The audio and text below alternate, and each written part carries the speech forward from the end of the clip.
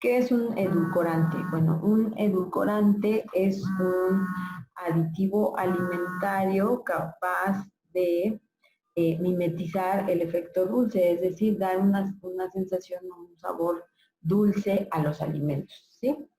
Habitualmente el concepto de edulcorante nos dice que va a aportar un sabor dulce, pero con menos calorías.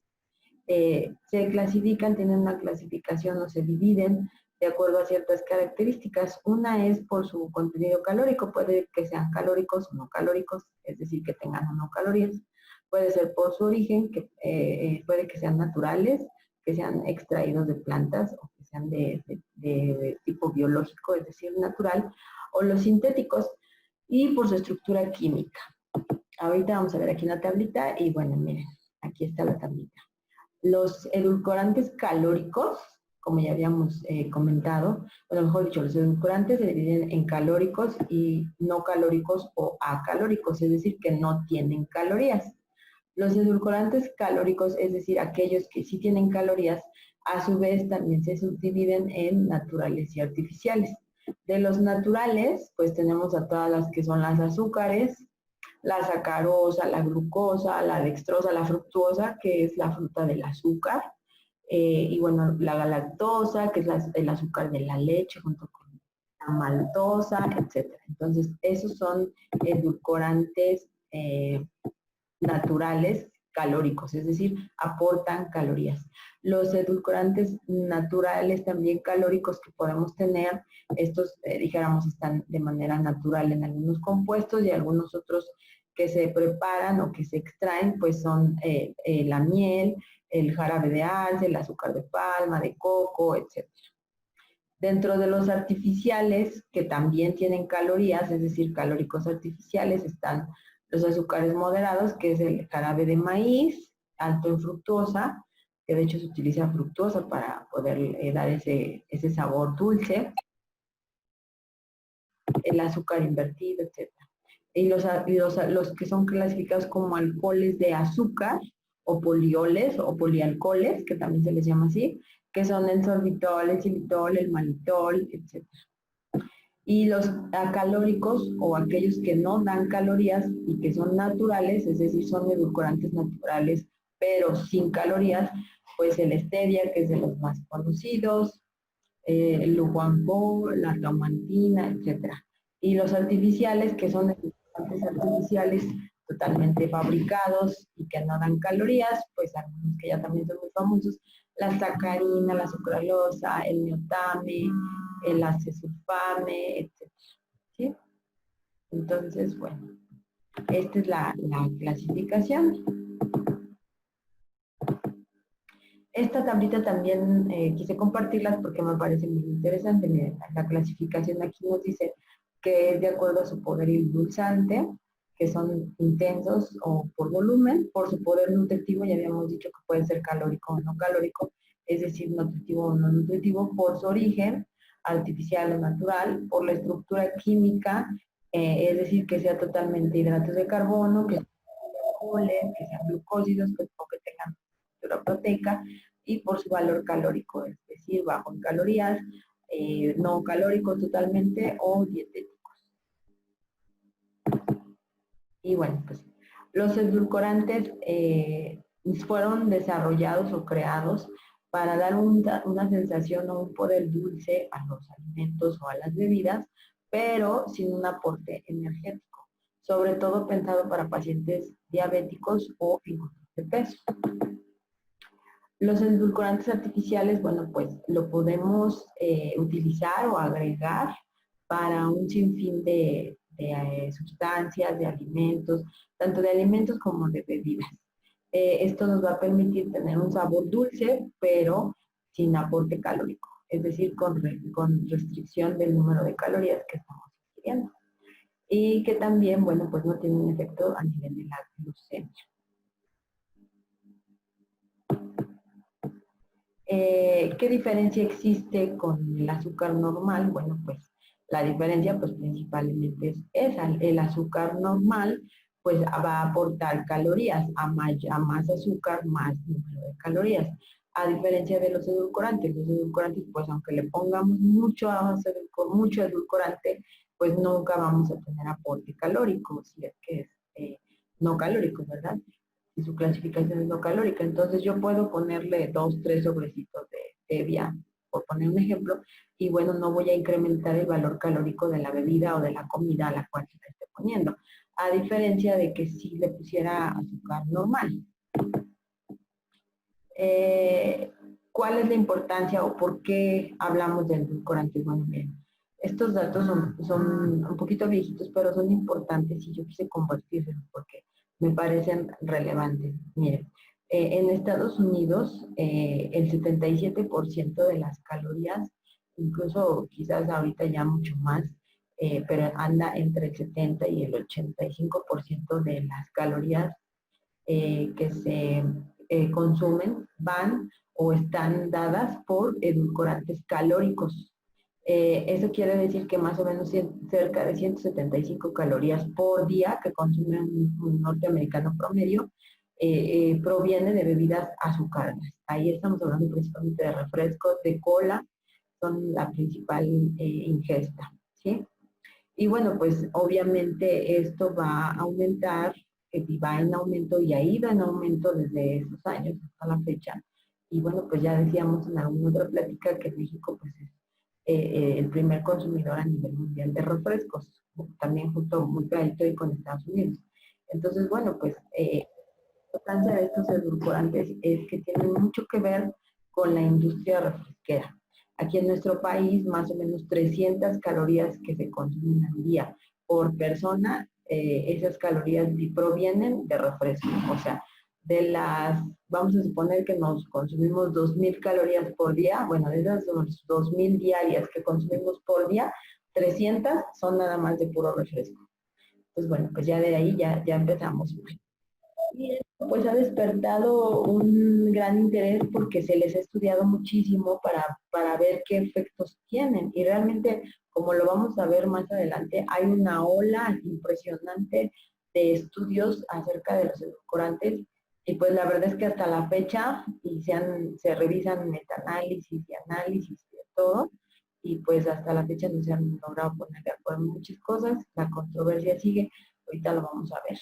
Y bueno, pues todo esto es importante, sobre todo por la cantidad. Recuerden que aquí las cantidades tienen mucho que ver. Y esto, pues aquí, un ejemplo, miren, el azúcar y las calorías. 1 gramo de azúcar tiene 4 calorías.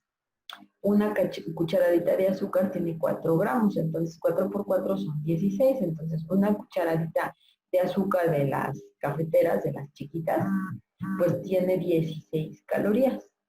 Entonces ya pues de ahí ya le vamos calculando. Si nosotros nos tomamos un ejemplo diario, 3 cafés en la mañana, en la tarde y en la noche, y a esos 3 cafés les ponemos 2 o 3 cucharaditas de azúcar, pues échenle la cuenta ya cuántas calorías llevamos, simplemente en 3 tacitas de café endulzadas con las cucharitas cafeteras normales y con azúcar normal, más todo lo demás que nos vayamos a comer. Y si a eso le agregamos el pancito, la galletita, lo que vamos a acompañar el cafecito, pues ya fuimos sumando ahí a nuestra cuenta de calorías. Y es que miren, los edulcorantes tienen lo que se llama poder de dulzor o poder edulcorante. Y este poder de dulzor significa, es la comparación que se hace con el azúcar normal para ver cuántas veces es más fuerte dando ese sabor dulce que el azúcar normal. A todos los edulcorantes se les hace esa comparación de poder edulcorante o de poder de dulzor para ver qué tan potentes son. Entonces, miren, la sacarina es 300 veces más dulce o sabe o tiene la facultad de ser, de dar ese sabor dulce 300 veces más que el azúcar. Y bueno, pues sí, efectivamente, si ustedes han probado la sacarina, es un sabor dulce fuerte, pero queda como un sabor metálico. Entonces, bueno, a mí en lo personal no me agrada. La cantidad recomendada es de 2.5 miligramos por kilo de peso. Aquí en los edulcorantes se da la dosis recomendada por la FDA de acuerdo a kilogramos de peso. El ciclamato, que es un edulcorante artificial, es 30 veces más dulce o con más poder de dulzor que el azúcar normal. Entonces, bueno, pues ahí también ya tenemos un parámetro. Se recomiendan 11 miligramos por kilo de peso corporal. El aspartame es 200 veces más dulce que el azúcar, o tiene 200 veces un poder más endulcorante que el azúcar, y se recomiendan 40 miligramos por kilo de peso. El acesulfame K, él es igual 200 veces más dulce que el azúcar, y se recomiendan de 9 a 15 miligramos por kilo de peso. La stevia, que este es un endulcorante natural, ahorita vamos a hablar un poquito de la stevia, ese es 190 veces más dulce que el azúcar, o con un poder de dulzor más dulce que el azúcar. Se recomiendan 4 miligramos por kilo de peso. La sucralosa, que es un edulcorante natural, es de 400 a 800 veces, fíjense, es fuerte, mucho más dulce que el azúcar. ¿Sí? Hasta ahorita es el más fuerte que llevamos, ¿se fijan? Y se recomienda de 5 a 15 miligramos por kilo de peso.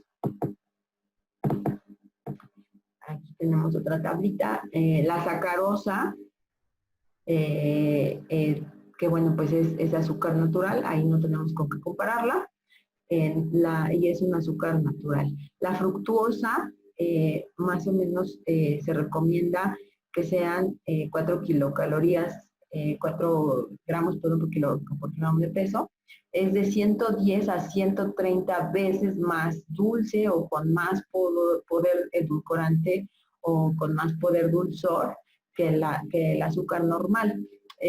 La fructuosa, hay que aclarar que es el azúcar de la fruta, bueno, de la fruta, de las verduras, de la miel, y tiene un poder bastante fuerte.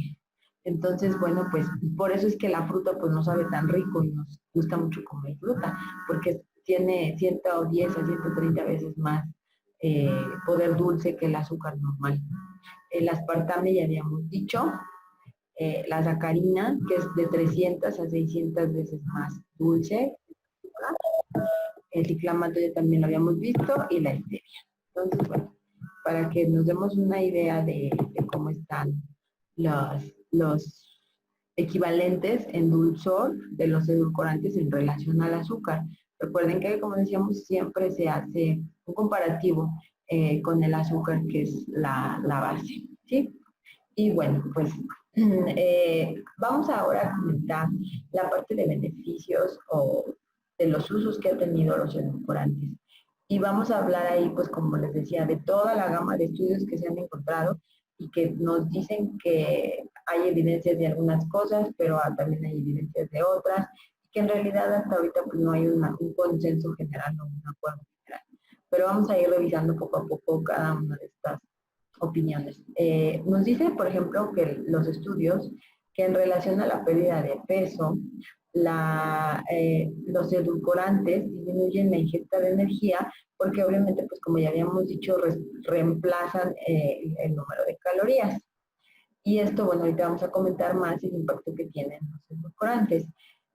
No se ha encontrado asociación entre los edulcorantes y la caries, es decir, que no aumentan la placa dental, por lo tanto no son negativos en el sentido de que provoquen cáncer, caries, perdón. La diabetes, en relación a diabetes mellitus, bueno, como son sustancias que no se van a metabolizar, pues la idea original es que se tienen que ver con el control de la glicemia periférica.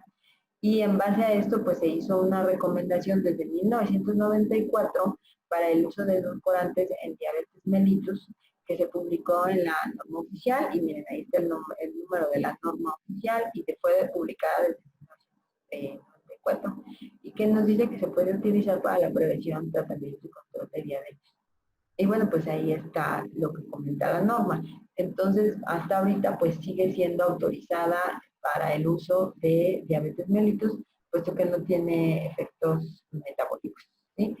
Aunque, pues hay estudios que nos dicen que sí tiene algunos riesgos en utilizar edulcorantes en pacientes diabéticos y con enfermedad cardiovascular. Vamos a ver qué dicen los estudios. Y bueno, pues múltiples estudios nos han dicho que los edulcorantes son inocuos. Y también hay otros muchos estudios que dicen que no son tan inocuos, que tienen efectos dañinos. Y bueno, incluso hasta cancerígenos. Pero bueno, la polémica sigue ahí y está desde hace mucho tiempo y yo creo que no va a ser una polémica que cambie en un tiempo.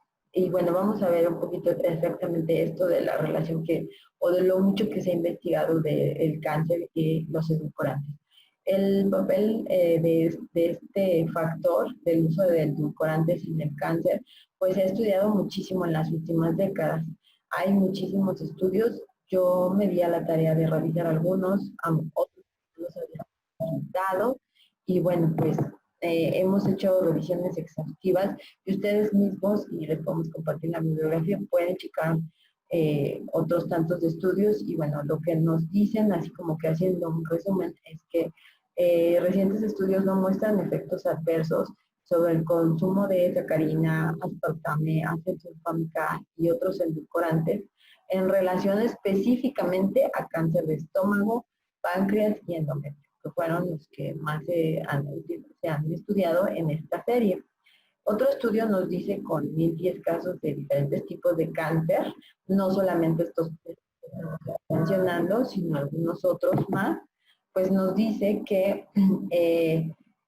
de 2.107 controles no se demostró ninguna asociación entre el consumo de alimentos con edulcorante, incluyendo el aspartame y el tipo de cáncer. El aspartame ha sido como el que más se le ha atacado en relación a la génesis de cáncer.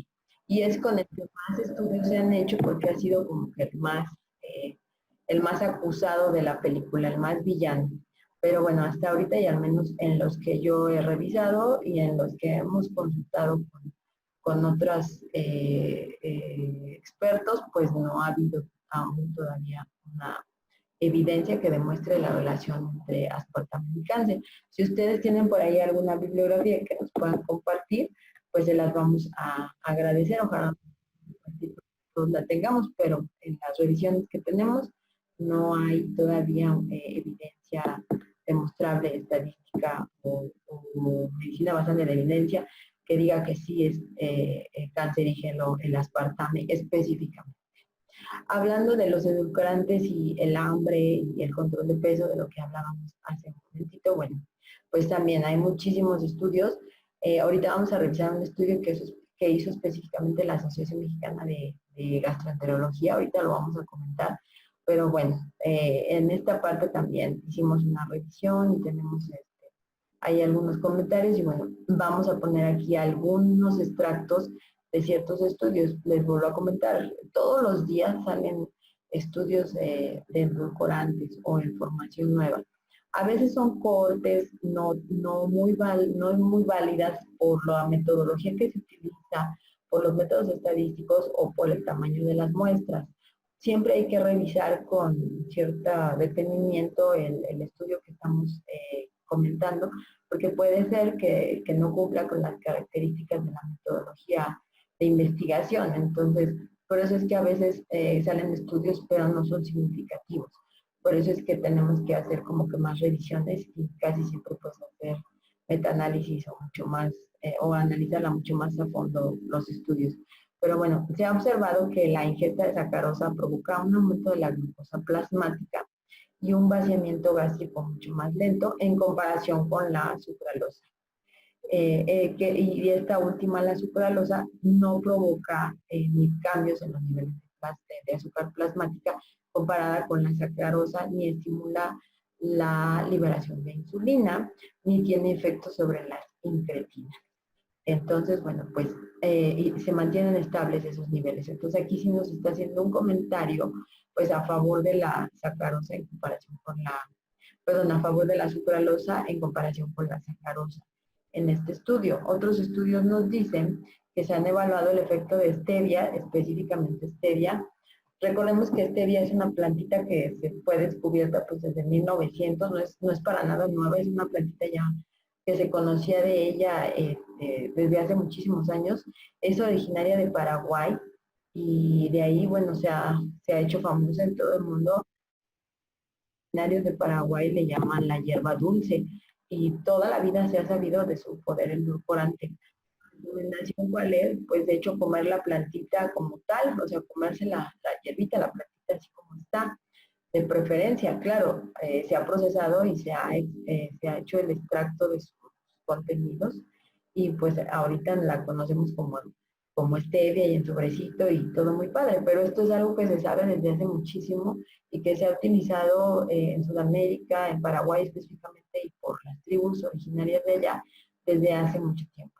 Y bueno, pues hablando específicamente de stevia, su efecto sobre el apetito indica que los individuos que consumieron aspartame y stevia no tuvieron compensación en la alimentación. Es decir, si tuvieron una comida o un almuerzo o una cena con el edulcorante, ya sea aspartame o stevia, a la próxima comida no se les desencadenó mayor sensación de hambre, sino se mantuvieron estables y no tuvieron compensación, que muchas veces eso es uno de los efectos que se han mencionado negativos en los edulcorantes, que al no provocar por los niveles de glicemia que se mantienen constantes, que no provoca una sensación de saciedad, pues que después viene una comida de compensación o de rebote, en la cual la persona pues come muchísimo más por esa sensación de falta de saciedad.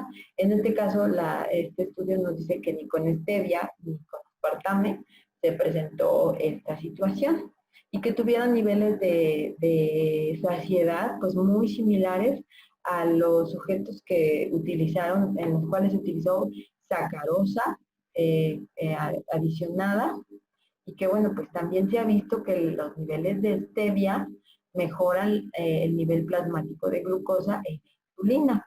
Por eso es que el más recomendado ahorita pues es precisamente stevia, porque se ha visto que tiene estos efectos favorables.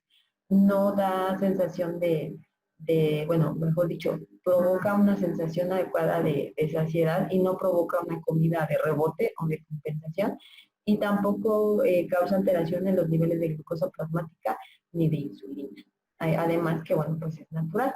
Entonces ahorita pues es como que el más recomendado, pero como les decía, pues lo ideal es comerse la plantita, ¿sí? De hecho, hay por ahí estábamos comentando hace poco acerca de que, bueno, pues allá en Acapulco están vendiendo plantitas de muchas cosas, entre ellas stevia, y bueno, pues podemos tener nuestra plantita, ¿no? En casa. Asociaciones que se han encontrado en los edulcorantes. Bueno, se ha reportado una disminución en el apetito debido a la ingesta de aspartame. Y esto, bueno, pues tiene que ver en comparación, en este estudio lo comparan con stevia. Y en algunos otros estudios nos dice que, bueno, pues no hay ningún efecto de edulcorantes calóricos sobre la ingesta o la sensación de hambre. Otros 10 estudios describen un aumento, mientras que 11 estudios nos dicen que hay una disminución. Entonces, fíjense, pues es como que controversial. Unos estudios dicen que sí hay incremento en el apetito y en la sensación de hambre, y otros dicen que no hay alteraciones en la sensación de saciedad o de hambre y en la ingesta. Son resultados controversiales, pero ahí es donde analizar la metodología del estudio y el tamaño de la muestra pues se vuelve clave para poder darle la validez adecuada a los estudios. En relación a la enfermedad renal crónica, se concluyó a partir de 4 estudios que no se encontró una asociación positiva entre edulcorantes o el uso de gaseosas con edulcorantes y enfermedad renal crónica. Este ha sido también un tema con los edulcorantes porque se ha comentado que tienen que ver con alteraciones de la función renal y que pueden provocar insuficiencia renal crónica, pero bueno, estos estudios nos dicen que no. Los estudios primarios, como les decía, son controvertidos. Después se hicieron otras 3 cortes prospectivas y tampoco se encontró una asociación entre el consumo de edulcorantes no calóricos e insuficiencia renal crónica. Y bueno, pues en estudios de caso y control y estudios transversales, sí tuvieron ahí algunos datos que mostraron una asociación significativa. Entonces, 2 estudios y 3 cortes, perdón, 8 estudios y 3 cortes nos dicen que no hay una asociación significativa o demostrable entre insuficiencia renal crónica y el uso de edulcorantes. Pero un estudio de caso y un estudio transversal dice que sí mostró asociación positiva significativa. Entonces, bueno, se vuelve controversial esta situación. A nivel de salud mental, también se ha comentado alteraciones relacionadas con el uso de edulcorantes. Entonces, bueno, pues aquí tenemos 3 estudios y nos dicen que, bueno, pues se asociaron con el riesgo de desarrollar depresión y alteraciones de las emociones. Un caso control que fue relacionado al consumo de sacarina se asoció con la enfermedad de Alzheimer. Entonces, bueno, pues hay estudios que muestran cierta relación, pero ojo, en el análisis que se hizo de estos estudios, pues se concluyó que que eran estudios de baja calidad debido a la metodología. Entonces tampoco pueden ser tan aceptados porque su metodología no es al 100% adecuada. Y bueno, pues ahí entramos otra vez en controversias.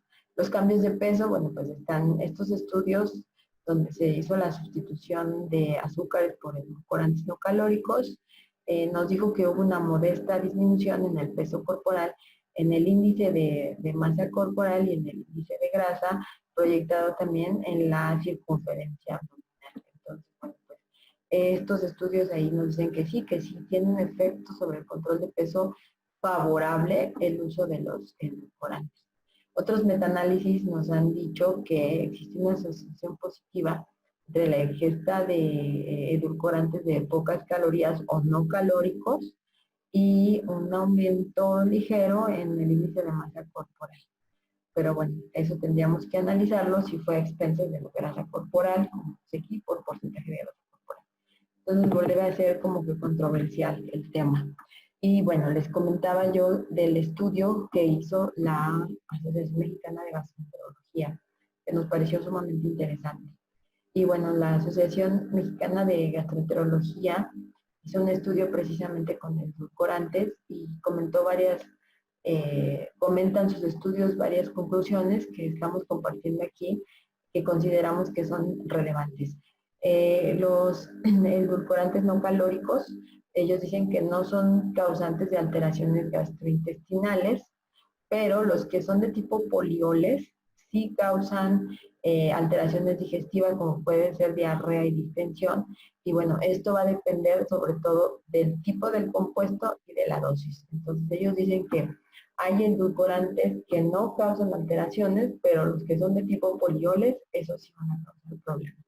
Los edulcorantes no calóricos de alto poder edulcorante o de alto poder edulcificante, pues no afectan de manera directa la motilidad intestinal, es decir, el poder de dulzor del edulcorante no afecta la motilidad intestinal, es decir, no va a tener que ver con problemas de estreñimiento o de diarrea, independientemente del poder edulcorante que tenga el producto. No se ha demostrado que tengan relación carcinógena, esto también lo refuerza la Asociación Mexicana de Gastroenterología. Ellos dicen que no encontraron relación en un potencial carcinógeno por parte de los edulcorantes no calóricos. Y bueno, eso se suma a los que ya existen, que también nos dicen que no hay alteraciones de tipo cancerígeno en relación al uso de edulcorantes no calóricos. En los estudios en animales que hicieron ellos, sugieren que el aspartame no tiene influencia en la patología de la enfermedad por hígado graso no alcohólico, es decir, el hígado graso del obeso o del paciente con sobrepeso. Pero bueno, nos comenta que los derivados de stevia al parecer, tienen un efecto favorable sobre esta grasa hepática, es decir, que tienen un efecto favorable o benéfico sobre el hígado graso del paciente no alcohólico, volvemos a comentar, del paciente obeso o con síndrome metabólico. No obstante, todavía, pues esta rama tiene que investigarse todavía más. Se sabe que stevia tiene efectos favorables a nivel hepático, pero todavía falta que se haga más investigación en pacientes con hígado graso. Pero bueno, hasta ahorita la evidencia que existe nos dice que stevia puede ayudar a tratar un poco el hígado graso. En pacientes con hepatopatía crónica, el aspartame pues debe de ser recomendado con mucha cautela porque se ha visto cierta relación con el desarrollo de encefalopatía hepática, aunque igual se necesita más investigación, pero ante la duda, pues creo que lo recomendable sería en un paciente con hepatopatía crónica, pues por supuesto no darle aspartame. En estudios en modelos experimentales que ellos también hicieron, pues bueno, nos comentan que hay cambios en la composición de la microbiota asociados a los edulcorantes no calóricos. Y bueno, pues eso también ya se ha demostrado, se han hecho varios estudios donde muestra que sí hay modificaciones en el tipo de microbiota intestinal, pero tiene que ver, como dice también aquí la Asociación Mexicana de Gastroenterología, tiene que ver con el tipo de compuesto que se utilice, sobre todo, como ya habíamos dicho en la diapositiva anterior, los polioles, y con la cantidad que se utilice. Si al día, pues por supuesto que no va a tener impacto sobre la microbiota, pero bueno, a mayor ingesta de edulcorantes no calóricos y del tipo de los polioles, pues por supuesto que esto sí va a tener mayor impacto en la microbiota. Entonces, este cambio a nivel de microbiota intestinal está directamente relacionado con la cantidad y con el tipo de edulcorante que se utiliza.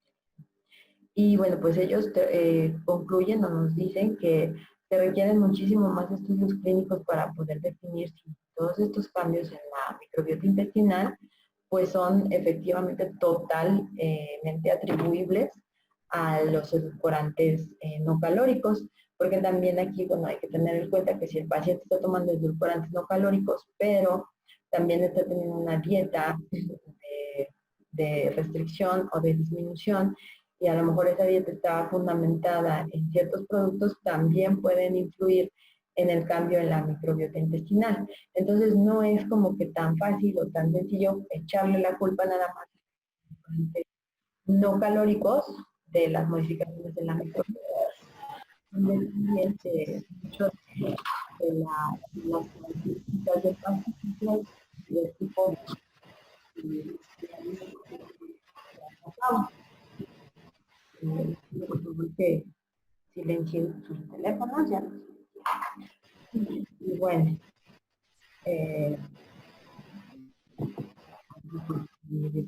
teléfono,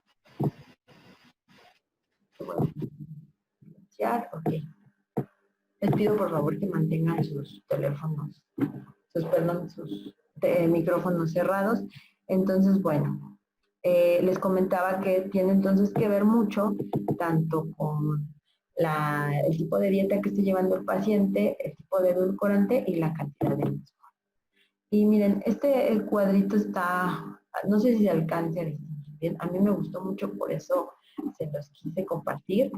Y bueno, pues de todas maneras ya saben que ahorita estamos subiendo las presentaciones ya al canal. Tarda un poquito en subirse porque son pesadas, pero si no, con mucho gusto les mando la presentación para que puedan ver este cuadrito. Aquí, bueno, pues es como un resumen de todo lo que se ha investigado a partir de los edulcorantes y también como un resumen de lo que nos comentan algunos de los estudios o el consenso que hay con respecto de esto. A partir de la flora intestinal, bueno, los edulcorantes, como ya habíamos dicho, pues están relacionados con los cambios en la microbiota, sobre todo, como dice aquí, el malitol y los polialcoholes causan malabsorción, por supuesto diarrea y alteraciones en todo lo que viene siendo la flora intestinal, la microbiota intestinal. Y esto, bueno, pues va a provocar el desarrollo alérgico, porque el paciente puede empezar a tener síndrome de mala absorción. Estas alteraciones están principalmente asociadas al uso de aspartame y también con los tipos de azúcar simple, con azúcar tipo sacarosa.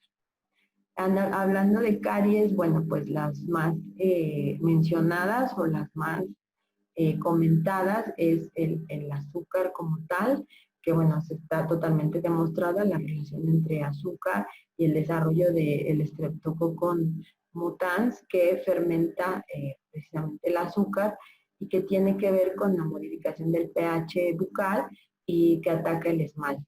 Entonces, bueno, pues esta asociación ya está demostrada con este streptococo y por eso, bueno, no se recomienda que la ingesta de azúcar simple o natural sea alta, porque si no las caries pues se van a disparar, sobre todo en los niños.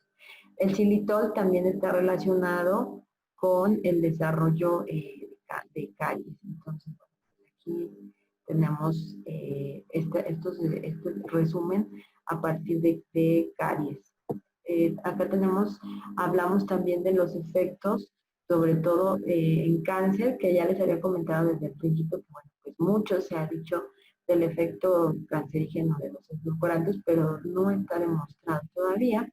Y bueno, nos dicen que la sacarina se relacionó con cáncer de vejiga en ratas, únicamente en ratas, y tiene que ver igual con la dosis.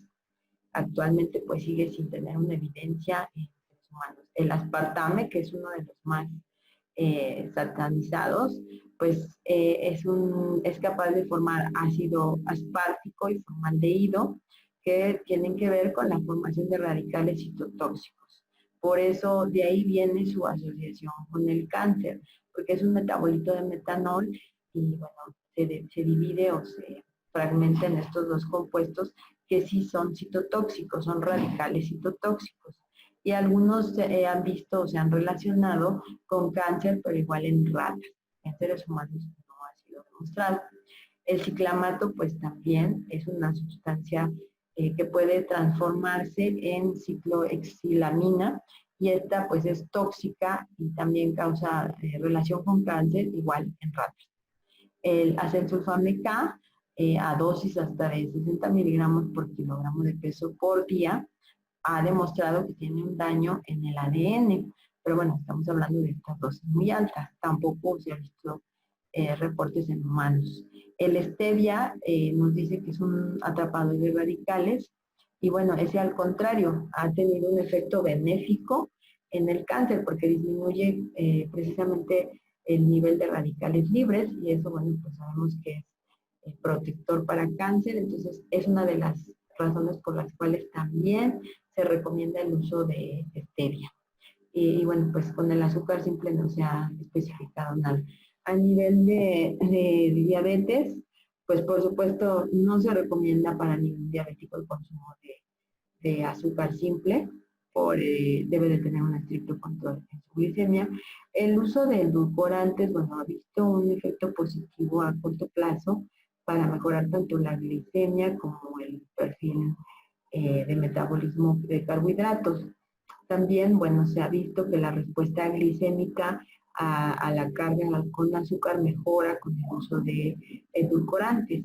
Entonces, bueno, pues allí la recomendación es que sí se use con pacientes diabéticos, pero teniendo siempre el cuidado o vigilando cómo va la microbiota, si el paciente tiene diarrea, mala absorción, etc. Y el recomendado o el más indicado, pues es exactamente stevia, que por las propiedades benéficas que ya comentamos.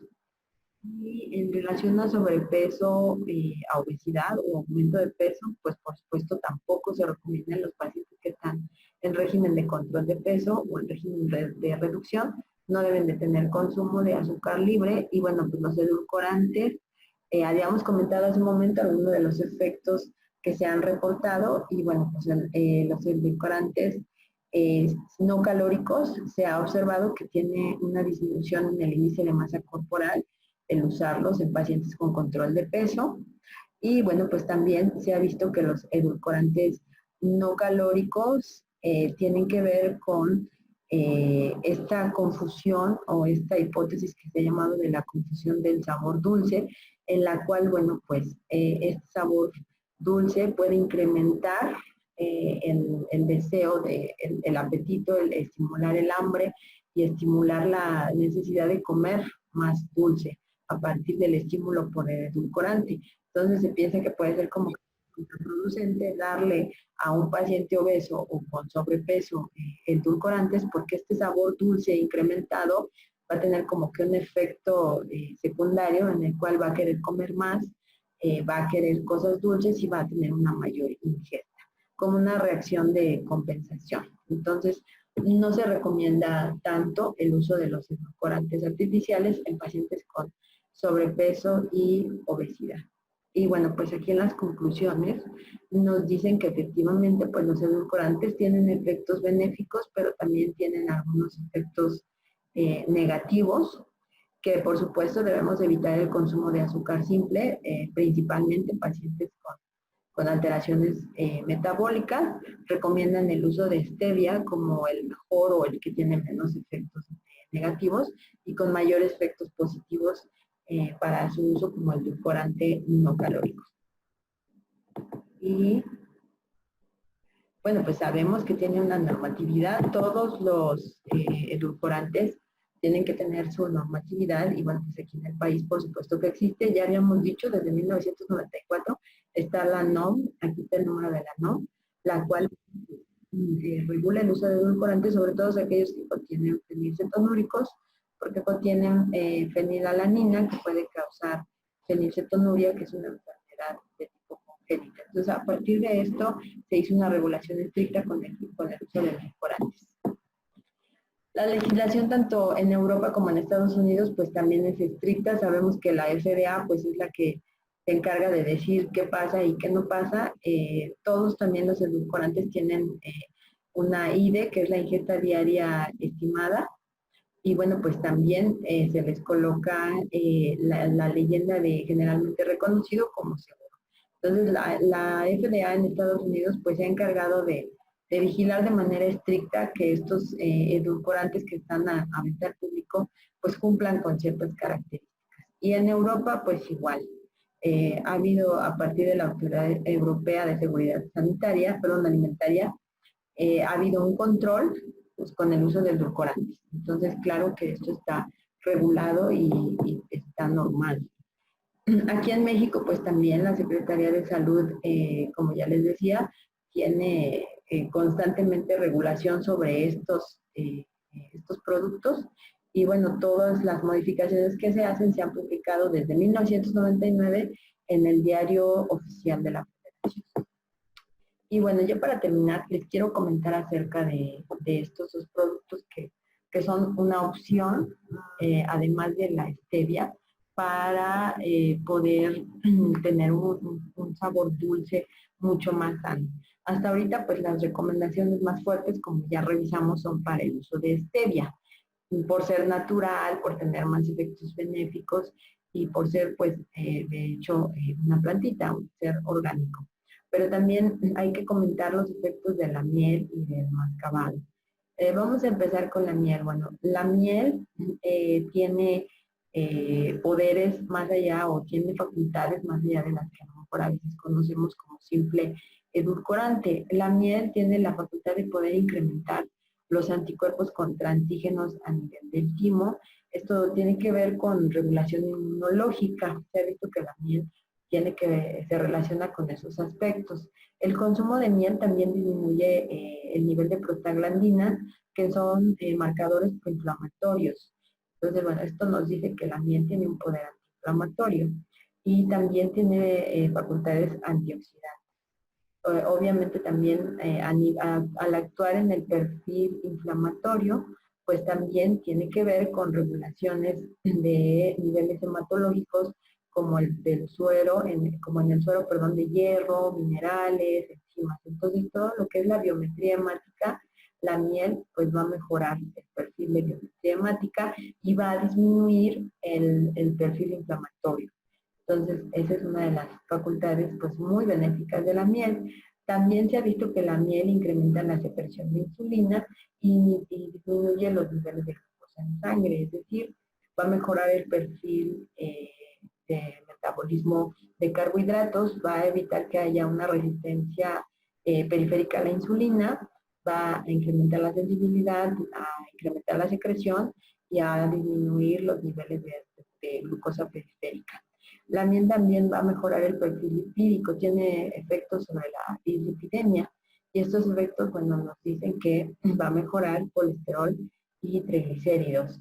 Así también, como ya habíamos dicho, tiene un perfil antiinflamatorio, disminuye la proteína C reactiva y la homocisteína, que son dos marcadores inflamatorios muy importantes. La miel, pues también, como ya habíamos dicho, modula la